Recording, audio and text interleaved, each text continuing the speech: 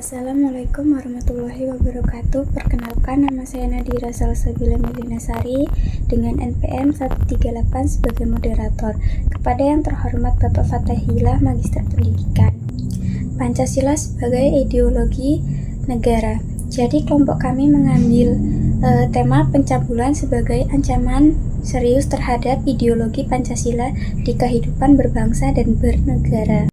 Baik, selanjutnya ini ada nama anggota saya. Yang pertama itu Aldi Aprianto dengan NIM 120, yang kedua itu Listiani Diah dengan NIM 130, yang ketiga Stevi Puspa Aulia dengan NIM 208, yang keempat itu Diajeng Rima dengan NIM 131, yang kelima itu Di Alia Adistiani dengan NIM 139, yang keenam itu Rika Nur Amelia dengan NIM 140. Selanjutnya, latar belakang. Kasus pencabulan merupakan masalah serius yang bertentangan dengan nilai-nilai dasar Pancasila, terutama pada sila kedua, yaitu kemanusiaan yang adil dan beradab. Tindakan ini bukan hanya bentuk pelanggaran hukum, tetapi juga pelanggaran terhadap hak asasi manusia. Kekerasan seksual seperti pencabulan mengakibatkan trauma fisik dan psikologis bagi korban, menunjukkan perilaku yang tidak beradab, serta kurangnya rasa empati dan penghormatan terhadap martabat manusia. Jadi idealnya masyarakat Indonesia harus hidup dengan sesuai nilai-nilai Pancasila yang menjadi pedoman dalam kehidupan berbangsa dan bernegara. Sila kedua mengajarkan kita untuk menghormati dan menjunjung tinggi nilai kemanusiaan serta perilaku adil dan beradab. Jika nilai-nilai ini diterapkan dengan baik, tindakan kekerasan seksual tidak akan terjadi. Karena setiap individu akan memahami pentingnya menghargai hak dan martabat sesama manusia. Namun pada kenyataannya di masyarakat, kasus pencabulan masih sering terjadi, termasuk di lingkungan keluarga yang seharusnya menjadi tempat aman bagi anak-anaknya. Banyak faktor yang mengakibatkan perilaku seperti kurangnya pemahaman tentang nilai-nilai Pancasila, lemahnya penegakan hukum, serta adanya pengaruh negatif dari lingkungan sosial dan budaya. Kasus pencabulan terjadi di Kecamatan Gadingrejo, Kabupaten Pringsewu pada tahun 2024, menunjukkan betapa parahnya kondisi ini di mana seorang ayah melakukan kekerasan seksual terhadap anak sambungnya. Adanya kesenjangan yang nyata antara kondisi yang diharapkan dengan kenyataan yang terjadi di lapangan. Meskipun Pancasila sudah diajarkan di sekolah dan menjadi pedoman bernegara, penerapannya dalam kehidupan sehari-hari masih kurang optimal. Hal ini terlihat dari meningkatnya kasus kekerasan seksual yang bertentangan dengan nilai-nilai kemanusiaan yang adil dan beradab. Kesenjangan ini menandakan bahwa penanaman nilai Pancasila sebagai ideologi negara belum terlaksana dengan baik, sehingga perilaku penyimpang seperti pencabulan masih terjadi. Melihat kondisi ini, penting untuk melakukan evaluasi terhadap penanaman nilai-nilai Pancasila di masyarakat, serta mencari solusi yang efektif untuk mencegah kasus pencabulan.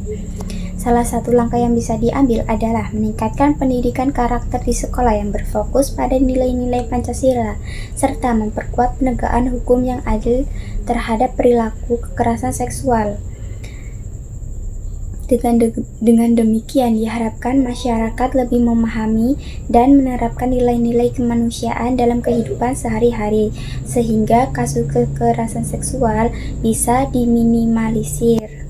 Untuk rumusan masalah di sini ada 5. Yang pertama itu apa saja faktor yang mendorong terjadinya kasus pencabulan sehingga pelanggaran terhadap nilai Pancasila sebagai ideologi negara. Yang kedua, bagaimana pengaruh lemahnya penegakan hukum dan lingkungan sosial terhadap tingginya kasus pencabulan di masyarakat. Yang ketiga, bagaimana meningkatkan kesadaran hukum masyarakat terkait pencabulan sebagai pelanggaran yang bertentangan dengan kedudukan Pancasila sebagai ideologi negara. Yang keempat, apa peran pendidikan dalam membentuk karakter individu yang menolak segala bentuk kekerasan seksual dan pelanggaran kemanusiaan lainnya.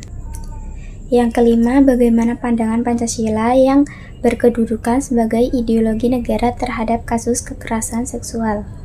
Selanjutnya, tujuan masalah yang pertama itu menganalisis pengaruh faktor-faktor sosial, budaya, dan penegakan hukum terhadap terjadinya kasus pencabulan di masyarakat yang menjadi penyebab terjadinya kasus pencabulan yang melanggar nilai Pancasila.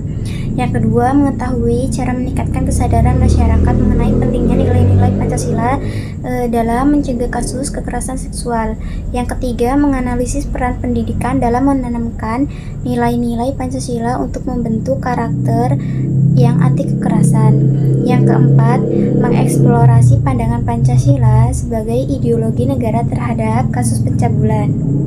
Untuk sumber beritanya, sumber berita yang digunakan dalam penelitian ini berasal dari situs berita Kompas.com yang melaporkan kasus pencabulan oleh seorang ayah tiri terhadap 2 anak sambungnya di Kecamatan Gadingrejo, Kabupaten Pringsewu pada bulan Juni 2024. Untuk tinjauan teori, yang pertama itu teori perlindungan anak berdasarkan Undang-Undang Nomor 17 Tahun 2016 tentang perlindungan anak. Setiap anak memiliki hak untuk mendapatkan perlindungan dari segala bentuk kekerasan dan diskriminasi. Yang kedua itu teori sosial dan kriminalitas. Menurut teori ini, perilaku kekerasan seksual dapat terjadi karena adanya faktor sosial dan budaya yang mempengaruhi pola pikir individu, termasuk norma masyarakat yang belum sepenuhnya menghargai nilai-nilai kemanusiaan. Pengaruh dari faktor eksternal ini berkontribusi pada terjadinya perilaku menyimpang seperti kekerasan seksual.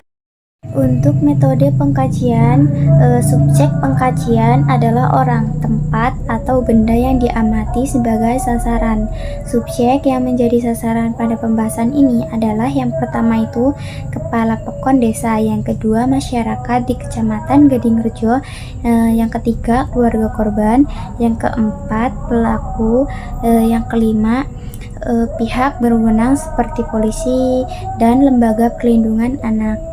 Untuk waktu dan tempat, penelitian ini akan dilaksanakan pada bulan November 2024 dengan lokasi utama di Kecamatan Gadingrejo, Kabupaten Pringsewu. Untuk metode pengumpulan data, yang pertama itu observasi, mengamati kondisi sosial dan lingkungan yang memungkinkan terjadinya kekerasan seksual. Yang kedua, wawancara mendalam, melakukan wawancara dengan pihak keluarga korban, pelaku, dan aparat penegak hukum. Yang ketiga itu dokumentasi, mengumpulkan data dari sumber berita, dokumen hukum, serta laporan resmi dari kepolisian. Analisis data-data yang terkumpul akan dianalisis secara kualitatif dengan menggunakan pendekatan analisis konten untuk mengidentifikasi pengaruh faktor sosial dan hukum kekerasan seksual, serta bagaimana nilai Pancasila dapat diterapkan dalam mencegah kasus. Untuk indikator kerja, yang pertama itu meningkatkan pemahaman masyarakat mengenai pentingnya nilai-nilai Pancasila dalam kehidupan sehari-hari. Yang kedua, mengukur pengaruh program pendidikan karakter terhadap pemahaman dan penerapan nilai Pancasila dalam mencegah kekerasan seksual di masyarakat. Yang ketiga, rekomendasi kebijakan yang konkret untuk mencegah terjadinya kasus kekerasan serta seksual berbasis nilai Pancasila. Yang keempat, tersusunnya program pendidikan karakter yang efektif untuk mencegah kekerasan seksual secara dini. Metode evaluasi, yang pertama itu kuesioner, mengukur perubahan persepsi masyarakat mengenai nilai-nilai Pancasila dan kesadaran hukum terkait kekerasan seksual. Yang kedua itu observasi, mengevaluasi dampak dari program pendidikan karakter yang diusulkan. Yang ketiga, wawancara umpan balik, mengambil umpan balik dari responden mengenai efektivitas rekomendasi yang diajukan. Untuk perkiraan anggaran itu adalah 190. Mungkin itu saja yang dapat saya sampaikan, kurang lebihnya saya minta maaf. Wassalamualaikum warahmatullahi wabarakatuh.